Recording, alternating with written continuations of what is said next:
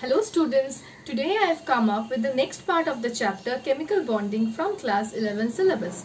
So today is the last video of chemical bonding. In today's video we will discuss about certain portions which are like what is Pauling's equation of electronegativity, then about dipole moment, then about hydrogen bonding. Okay, so in today's video we will discuss about these portions. Okay, so let's start with it.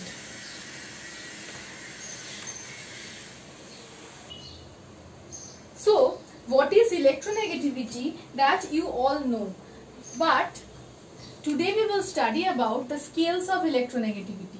There are two scales of electronegativity. One is the Pauling scale and the other is the Mulliken scale. So first we will know about the Pauling scale. According to Pauling, what Pauling said is that the bond energy, if we consider a compound as AB and two molecules A2 and B2, then according to Pauling, the bond energy of this AB bond, the bond energy of this AB bond is greater than the geometrical average of the bond energies of AA in A2 and BB in B2. We represent the bond energy of AA as EAB, we represent the bond energy of AB molecule as EAB and that of A2 as EAA and EBB. According to him, EAB is equal to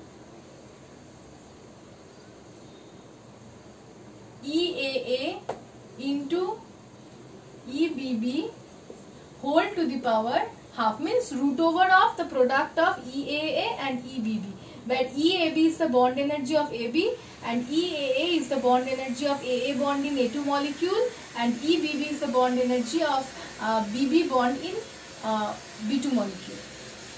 Okay, so he said like this. Then the difference between the this product, this means geometrical average of this as well as this one, what will be the difference? The difference is known as ionic resonance energy, and the ionic resonance energy for AB bond is represented as delta AB. So delta AB is equal to EAB minus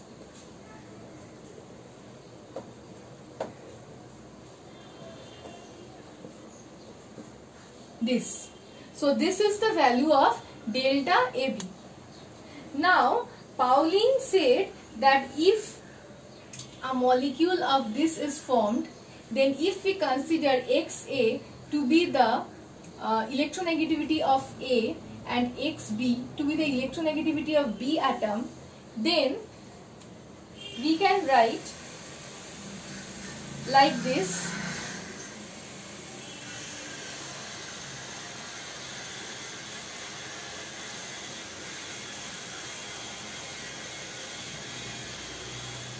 That XA minus XB is directly proportional to delta AB to the power half, means root over of delta AB.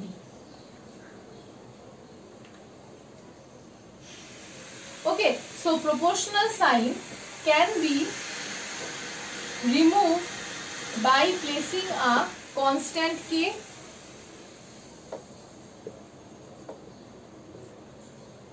And if the bond energies are expressed in terms of kilocalorie per mole, then the value will be 0.208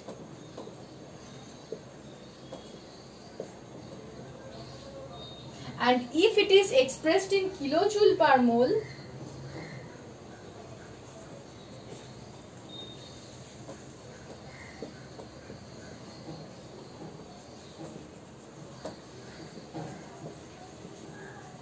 So these are the two equations where the first equation is known as Pauling's equation. Okay, so if bond energy is expressed in kilocalorie per mole, then this is the equation, and if it is expressed in kilojoule per mole, then this is the equation. Okay, these equations are important for your exam. Okay, now I'll come to Mulliken scale. Mulliken scale is very easy.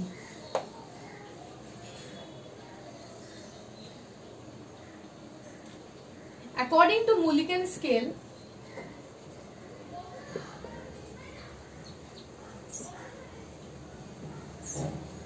the electronegativity of any atom, say the atom is A, then Xa is the electronegativity of A atom.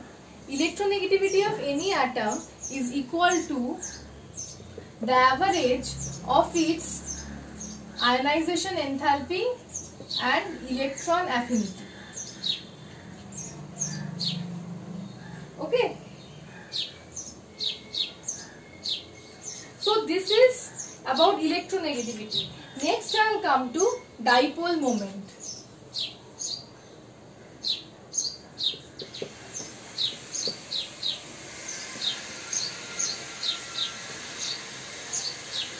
Okay, dipole moment. Now, the fact is that for a positive proper dipole moment, a molecule has to be polar. And what does polar molecule means? Like if we consider HCl bond in HCl, then H is less electronegative and Cl is more electronegative. So Cl will pull the bond pair of electrons towards itself, and it will develop a partial negative charge, and hydrogen will develop a partial positive charge. So HCl molecule is polar, and this is the concept of polarity. So what is dipole moment? Dipole moment is represented by mu. Dipole moment is equal to the product of the positive or negative charge. Charge is represented by Q, and the distance, or you can say distance between the centers of the positive and negative charge, which is considered as D. So this is the dipole moment. The CGS unit is dBi and the SI unit is Coulomb meter. Okay, so this is dipole moment. Now there are certain explanations regarding various molecules. I will come to that now. For example, carbon dioxide. Okay, now remember one thing, the bond moment is always shifted to that atom in a molecule which has a higher electronegativity. So we know that oxygen has a higher electronegativity than carbon. So the bond moment of this double bond will be shifted towards this. Now you all know that carbon dioxide is a perfectly linear molecule. It has a perfect geometrical shape or perfect symmetry. So since it has a perfect symmetry, you can see the bond moments are shifted towards the two oxygen atoms, and both the bond moments on the opposite sides are in the opposite directions. As they are in the opposite directions, they will cancel out each other, and the resultant bond and the resultant dipole moment, which is represented by mu r, becomes 0 dBi. Okay, this is for carbon dioxide. Now I'll come to two other molecules. One is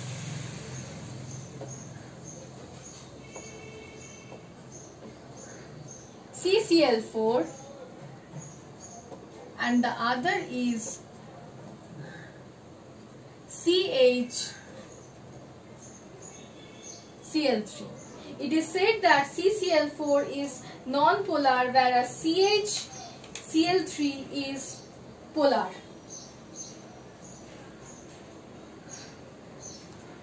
Now look at this. See, we know that the chlorine atoms are more electronegative than carbon. So the bond moment of this CCl bond will be towards chlorine. For all the CCl bonds will be towards the chlorine atoms only. Now look at this. The resultant of these three chlorine atoms, the resultant bond moment of these three chlorine atoms are in the downward direction, and the bond moment of this CCl bond is in the upward direction. So the resultant of the bond moment of these three CCl bonds will cancel out the bond moment of this Cl bond. Or it can happen that since this is having a tetrahedral shape, any resultant of any two bonds can cancel out the resultant of other two bonds, resulting in the resultant dipole moment mu r as 0 dpi. Whereas look at this, here hydrogen is less electronegative than carbon, so the bond moment will be shifted towards carbon. Here chlorine is more electronegative than carbon, so the bond moments are shifted towards the Cl. And see, all the bond moments are shifted towards the downward direction. All the bond moments are shifted towards the downward direction, resulting in a total resultant dipole moment, and it has a value of 1.02 dpi. So CHCl3 is polar, whereas CCl4 is non-polar.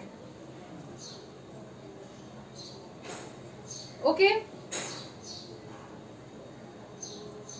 Now I will come to certain molecules having lone pairs.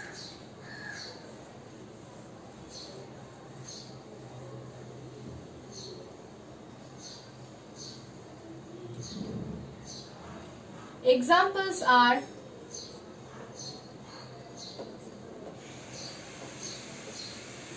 NF3 and NH3. Examples are NF3 and NH3. It is said that NF3 has very less polarity, NF3 is very less polar, and NH3 is much more polar. It has a high polarity. Why? Now we know that obviously fluorine is more electronegative than nitrogen, so the bond moments are shifted towards fluorine.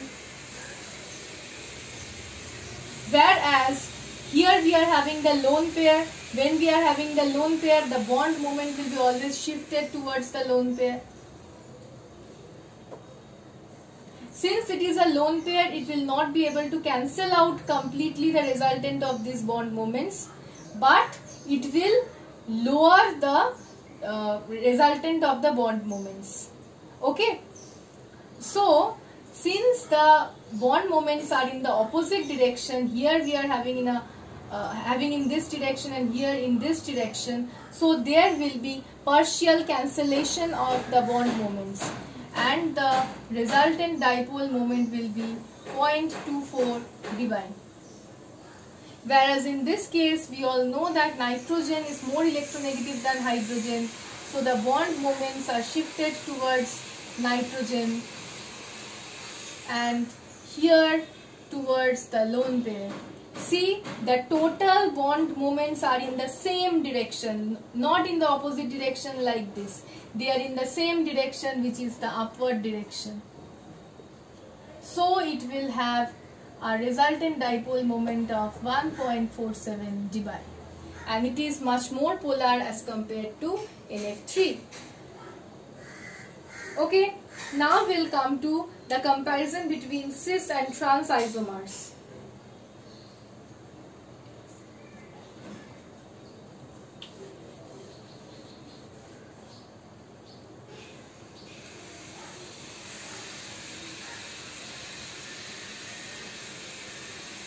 at this. It is said that the cis isomer is having a moderately high dipole moment, whereas the trans isomer is having a zero dipole moment. This is the cis, this is the trans. We all know again chlorine is more electronegative than carbon, so the bond moment will be shifted towards chlorine. And see, both in the same direction. So here we will have a resultant dipole moment of mu r in the upward direction. The value of mu r is 1.86 dBi. But in this case, you can see that the dipole moments are completely in the opposite, bond moments are completely in the opposite direction. The two bond moments in the two opposite direction will cancel out each other and the resultant dipole moment will be 0 dBi. So the trans molecule has a 0 dipole moment, whereas the cis molecule has a moderately high dipole moment. Okay, now I'll come to the ortho, para and meta isomers. Now I'll come to the ortho, para and meta isomers.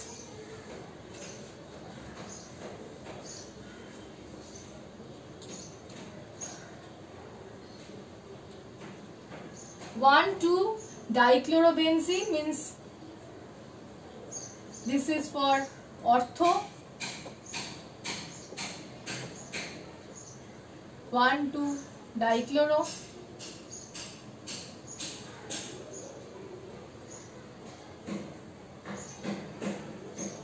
This is the meta and this is the para. Ortho, meta, para. In the ortho, you can see that obviously this is carbon and chlorine has more electronegativity than carbon. So we will have a net dipole moment mu r. In this case,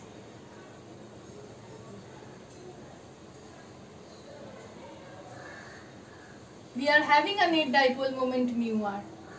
But in this case, both are in the opposite directions. The bond moments in the opposite directions will completely cancel each other and the resultant dipole moment will be 0 dBi. Now, among these two, which one will have a higher dipole moment? You can see that here a 60-degree angle is present in between the two bond moments. And here 120-degree bond angle is present between the two bond moments. Smaller the bond angle, higher will be the dipole moment. As a result, this has a resultant dipole moment of 2.30 dBi. And this has a resultant dipole moment of 1.48 dBi. Okay. So this is about the dipole moments, the various examples of dipole moment. Now I'll come to the next part, which is hydrogen bonding.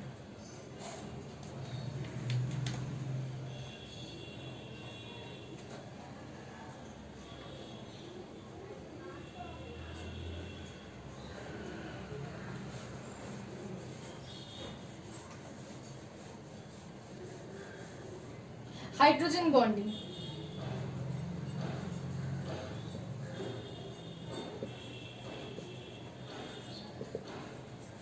Hydrogen bonding are of two types: intramolecular hydrogen bonding and intermolecular hydrogen bonding. First is intermolecular hydrogen bonding.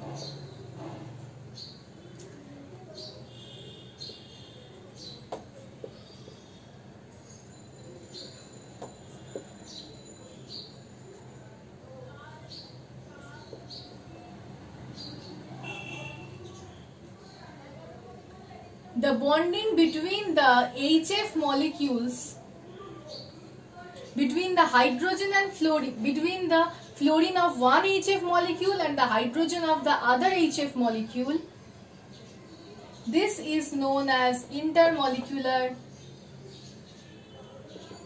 hydrogen bonding. The same thing happens with water. The same thing happens in case of water. The same thing happens in case of water.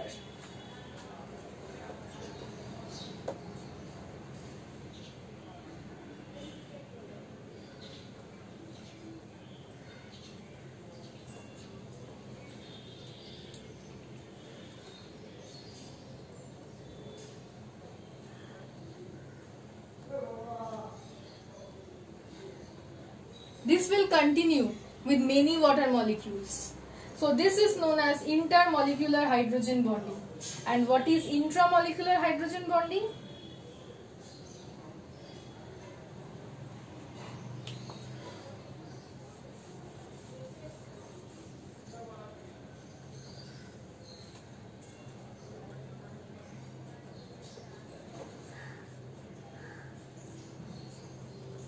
This is the structure of, I am drawing the structure of orthonitrophenol.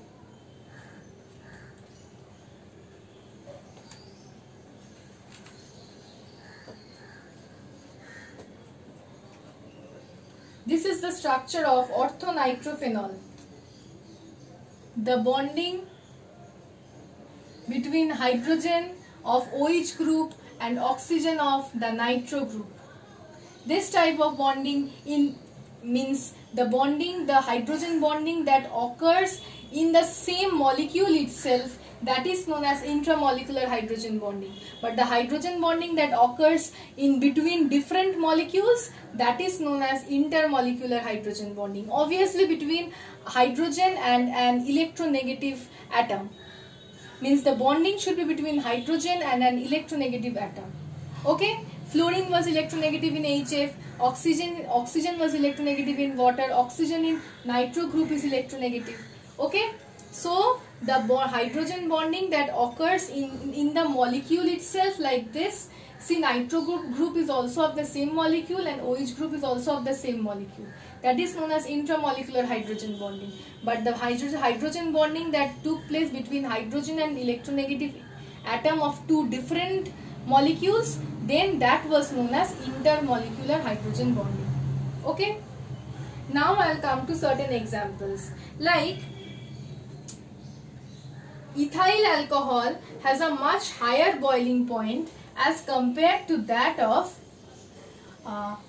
isomeric dimethyl ether. Let's come to ethanol.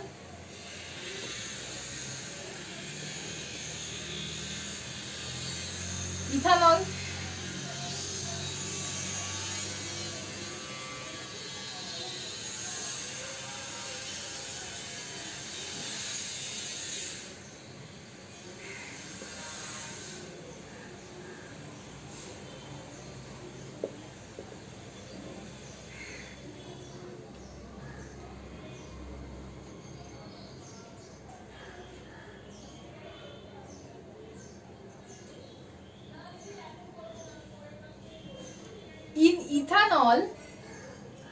In ethanol, oxygen is directly attached to hydrogen.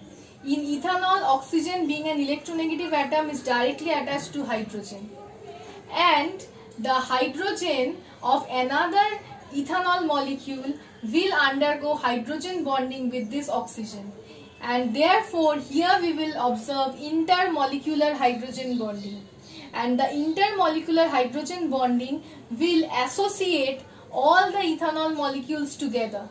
and hence a higher thermal energy will be required in order to break this hydrogen bonding, and so the boiling point of ethanol increases. Whereas in case of dimethyl ether, CH3 and CH3, you can see that oxygen is not at all bonded to any of the hydrogen atoms. If oxygen is not bonded directly to any of the hydrogen atoms, then there is no case of hydrogen bonding. Okay? So, in dimethyl ether, hydrogen bonding does not take place, neither in intra nor inter. So, since in ethanol the molecules are associated by intermolecular hydrogen bonding, it has a higher boiling point and this has a lower. I will come to the next point, which is glycerol is a viscous liquid whereas ethyl alcohol is not. Let's come to the structure of glycerol.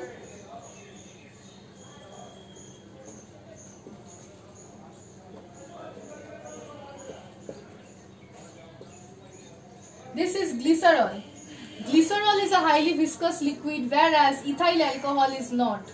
Why? Because glycerol has, look at this, 3 OH bonds.